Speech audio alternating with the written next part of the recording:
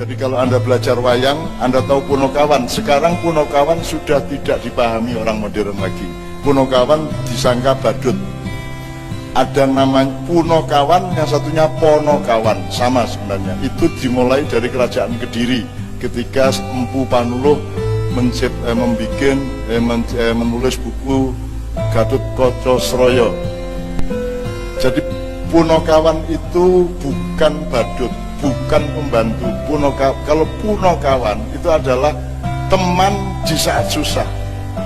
Dan sahabat yang paling utama adalah sing gelem ngancani awak pas susah.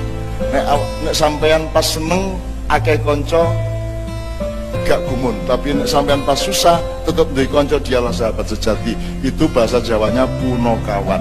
Punokawan adalah sahabat ketika susah. Terus Ponokawan. Ponokawan ini lebih tinggi lagi. Pono itu artinya paham.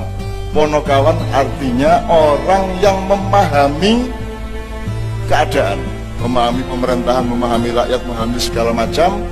Dia menemani bupati, dia menemani raja, dia menemani pemimpin. Nah, dia sendiri tidak punya ambisi menjadi pemimpin, tapi dia yang secara murni bisa menemukan ilmu-ilmu mengenai rakyat, yang dibutuhkan rakyat apa, yang kira-kira penting untuk rakyat apa, yang kira-kira belum urgen untuk rakyat apa. Itu namanya Ponokawan. Ya, Ponokawan ini sangat dibutuhkan, dan Indonesia ini tidak punya Ponokawan lagi. Jadi misalnya kalau diterjemahkan dalam konstitusi, ada yang namanya Dewan Pertimbangan Agung, itu Ponokawan. Majelis Pemusatan Rakyat, itu Ponokawan sebenarnya, Punokawan sebenarnya. Tapi kita tidak punya lagi. Kalau saya pakai terminologi Jawa, orang hidup itu pegang 3 alat. 1 pacul atau pisau, nomor 2 pegang pedang, nomor 3 pegang keris atau pusaka. Rakyat itu pegang pacul untuk bekerja mencari penghidupan.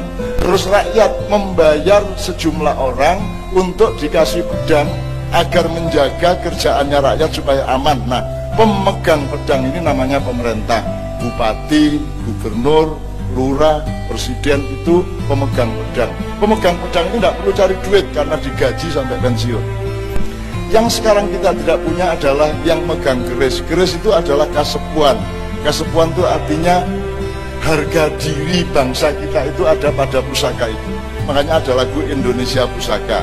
Tapi sekarang orang sudah tidak paham pusaka. Indonesia Raya tidak punya keris lagi, tidak ada kewibawaan lagi, tidak ada orang tua yang dihormati lagi. Nah, ini kalau pakai terminologi yang paling sederhana. Saya kembalikan ke Ponokawan. Ketika Sunan Kalijogo, Ponokawan dikembangkan berdasarkan wacana Islam. Jadi ada Semar, Gareng, Petruk, Bagong. Salah satu tafsirnya Semar itu kalau dari bahasa Kawi atau Sangsekerta itu dari kata Samara. Samara itu artinya gekdan. Ya, bersegeralah. Semar itu adalah orang yang selalu mengingatkan Anda untuk segera bertobat kepada Allah. Loh, duwe salah apa? Loh, masa sampean gak duwe salah? Posisi terutama, terpenting manusia kepada Allah adalah istighfar. Ya, jadi kalimat thayyibah yang paling relevan bagi setiap manusia adalah astagfirullah, karena kita tidak pernah lepas dari kesalahan, kekhilafan, kekurangan. Maka Semar artinya bersegeralah bertobat kepada Tuhan. Kok dadak bersegeralah ngopo? Loh, kan Anda tidak punya hitungan waktu. Kalau sepak bola masih menit 15 tidak usah tergesa-gesa, toh masih 90 menit. Tapi kalau hidup Anda masih berapa lama? Sampean kira-kira mati tahun piro? Mungkin tidak besok pagi. Maka tidak ada jalan lain kecuali wasari'u ila magfiratin, bersegeralah bertobat kepada Allah. Kalau dari bahasa Arab, Semar itu dari kata Thamar. Thamar itu adalah buah dari kebajikan kita.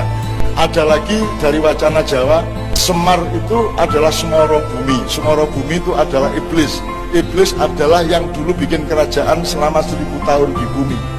Iblis itu dulu oleh Allah, karena iblis itu aslinya dia bergelar Syekh Kanzul Jannah, dia bendaharawan surga. Iblis itu oleh Allah diberi perkenan untuk rekreasi. Kamu dolan sana ke langit 6, dia akan tempatnya di langit 7, disuruh dolan 1000 tahun. Terus turun lagi 1000 tahun di langit kelima, 1000 tahun di langit keempat, ketiga, kedua, begitu sampai di langit yang ada buminya, ya langit pertama. Iblis tidak mau kembali ke langit 7 karena sangat enak hidup di bumi ini. Dan ketika itu Iblis bertempat tinggal di Pulau Jawa. Karena tidak ada tempat yang enaknya melebihi Pulau Jawa, sehingga kapal Nabi Nuh pun kayunya adalah kayu jati kuno yang hanya ada di Jawa Tengah dan Jawa Timur. Maka disebut kayu jati itu karena dia yang paling sejati. Maka disebut sekarang jati diri, itu artinya yang paling murni dari sesuatu hal itu namanya jati. Jadi dia bukan bernama kayu jati karena dia awet. Orang yang menanam kayu jati adalah orang yang tahu dia tidak bisa menikmatinya. Karena kayu jati yang baik umurnya 50 tahun paling tidak. Maka yang menanam jati pasti orang yang ikhlas, yang nanti ikhlas anak dan cucunya yang akan menikmati. Nah, manusia Jawa seharusnya adalah manusia sejati. Semora bumi ini kemudian nyuwun sewu kita cerita ini ya, sampean lak guru ngalami ya waktu itu ya, guru lahir ya. Aku wis kene aku tonggone iblis. Jadi ketika iblis ada di sini, yaitu Kanjeng Semara Bumi, ya, Anda kalau belajar wayang akan tahu itu. Itu menurut Serat Ambia, menurut babat Tanah Jawi. Itu dulu Nabi Adam belum dibikin. Ya, ketika Nabi Adam dibikin, kenapa iblis sampai akhirnya sekerasan di bumi? Karena aslinya dia tidak setuju pada ide Allah untuk menciptakan Adam, kan gitu. Untuk apa bikin manusia, ya Allah, yang kerjanya cuma menumpahkan darah dan merusak bumi dan seterusnya. Akhirnya yang disuruh mencari tanah liat untuk membuat badannya Adam adalah para malaikat juniornya iblis, yaitu Jibril, Mikael, Israfil, dan Israel. Jibril ke Pulau Jawa diusir sama iblis. Mikael kalah perang lawan iblis. Israfil kalah lawan iblis, tinggal Israel berhasil apa tidak nyupuk tanah lempung di Jawa. Itu ceritanya. Nah, Israel belajar dari kekalahan senior-seniornya, tiga malaikat itu dia datang ke bumi. Israel alaihissalam kesini, dia bawa malaikat yang namanya salib. Terus lem, pokok engko aku tak duel pencak musuh iblis ya. Pas pokoknya dia aku harus ngalah karena dia sangat sakti, saya pasti kalah, tapi saya tahan jangan sampai dia memperhatikan yang lain kecuali saya. Itu kan strateginya. Ketika saya duel sama iblis, lem kamu ambil tanah liat. Akhirnya Israel duel sama iblis. Ketika dia duel, Salim diam-diam ngambil lempung atau tanah liat, terbang, terus kasih kode kepada Israel. Begitu Salim sudah berhasil naik, si Israel kemudian juga melepaskan diri dari iblis, dan mereka bersama-sama berdua ke langit 7 melaporkan kepada Allah bahwa sudah mendapatkan tanah liat di bumi. Iblis gak iso apa-apa. Akhirnya dibikinlah Adam, gitu kan? Akhirnya jadilah kita semua. Nah, ketika Adam diturunkan ke bumi, di sini masih ada kerajaan iblis. Gitu. Lagi ceritanya bahwa kapan-kapan nek mayan mene tak ceritani jani turunan Soko. Sampai akhirnya kalau Jawa ada Aji Soko, ada Dewoto Jengkar, ada macam-macam, ya. Ada banyak sekali. Semua riwayat itu tidak diakui secara internasional. Semua sejarah dunia tidak pernah mengakui sejarah Jawa, karena semua orang di dunia, terutama Yahudi, takut sama orang Jawa. Ya. Kenapa? Hebat-hebatnya Yahudi, dia hanyalah cucunya orang Jawa. Yahudi itu kan turunannya Nabi Ishak, jadi putune Nabi Ibrahim, betul enggak? Padahal Nabi Ibrahim itu putune wong Jawa. Nah, lu tahu? Jadi Israel ini serius, Mas. Serius, Israel itu enggak berani sama orang Jawa. Anda datang ke Tel Aviv. Tel Aviv itu ibu kota Israel, itu namanya Tel Aviv. Jadi Jawa itu idolanya orang Yahudi.